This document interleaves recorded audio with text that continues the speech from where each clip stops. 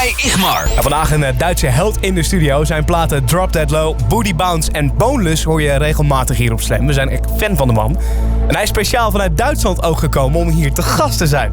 Nou, daar zijn we wat blij mee. Mag ik een groot applaus voor Tujamo in de studio? Thank you guys. Herzlich willkommen, Matthias. Dankeschön. Welcome to our studio. Hey, Matthias, when you won a DJ competition at the age of 17, would you have ever thought that one day a blonde guy with hair and glasses and together with a brown-haired guy from Holland would interview you at the age of 28? Absolutely no. No, honestly, I never wanted to play in front of a crowd, actually. Oh, really? So it was my ex-girlfriend who signed me for this competition. So I was more like kind of like the shy guy, so I never expected anything. But then it happened, like from year to year, it got bigger and better. And yeah, now we're here at Slam. But are you still nervous when you play for a big crowd? Not nervous, more like excited. Yeah. Right. Of course, kind of nervous sometimes, like when it's like super big, when it's like 50, 60,000 people, then of course. But you get used to it. Not used to it, but you get a little bit more relaxed. Yeah. Okay. All right. But it's amazing how you're taking over the world right now because it is. you play everywhere. Drop That Low, Booty Bounce. We play it here on the radio. Awesome. Yeah, it's great. But before we're going to talk about your new track, I first want to give you a little present. Okay. You're from Germany, so you like beer, and people told us that when you're somewhere in a country, you always taste the local beer. So we brought a bottle of local beer from this region. Okay. It's from this town in Holland. Okay, but it's not Heineken. No, it's not Heineken. No. It's Goois beer. It's Okay. called. So Let's give it a try. our perfect waitress.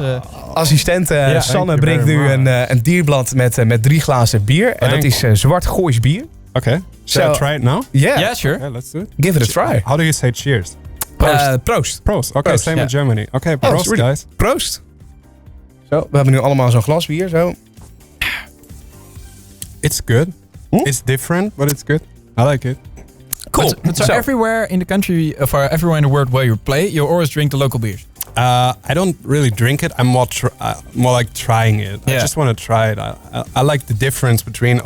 It tastes always different in the country, so I just like to try the differences. So now we can start talking business. Yeah. Congratulations with your new track. Thank Keep you. Pushing, it's called. Yeah. Is it hard to make a new track after you've had a couple of hits like Drop That Low, Booty Bounce and Boneless? It's always kind of a pressure when you're in the studio, and I think the problem is that I'm touring a lot, like all the DJs, and the studio time is very rare. So when I'm in the studio, I mostly have like a week, and all of the people like in the background, my team, like the label, all of them are expecting a new track like within a week. And sometimes creativity is not. You can't press a button and there's creativity. So sometimes it takes a while. And like Boneless, for example, it's a super simple song, but it took us like 3 months to finish the whole thing. Wow. So sometimes a week isn't enough, but still, like it's not a bad thing to have pressure. So I can work very well when I have this pressure. And are you afraid when you're releasing a new track of the reactions? I was more feedback? afraid like 2 years ago or something like that. So right now I'm taking it more easy because it's just a song. So if they don't like it, I'm sorry. But I'm just a human, so Really? that's okay. And a great vocal on the new track. That was actually one of my favorites, like back in the days when I started listening to music. I always remembered this vocal, and I was like, fuck, I really just would like to do something with this vocal. And then I just made a bootleg. It was actually just for shows.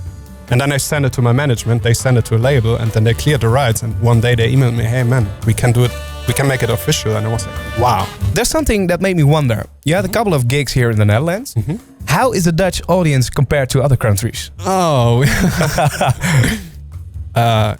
it's awesome to play here. Don't say bad things. No. I just played a couple of shows here, which were like always super packed. I mean, the energy could be a little bit more, but we were just talking about it the whole day.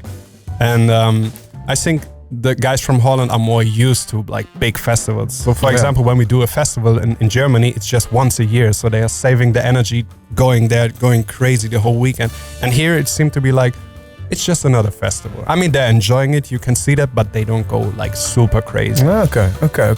But it's still fun. It was super cool. But we are going to be super crazy right now in the studio. Let's do that. Because Matthias, also known as Tujamo here in the studio, I want to ask you to get behind the DJ booth and make us crazy.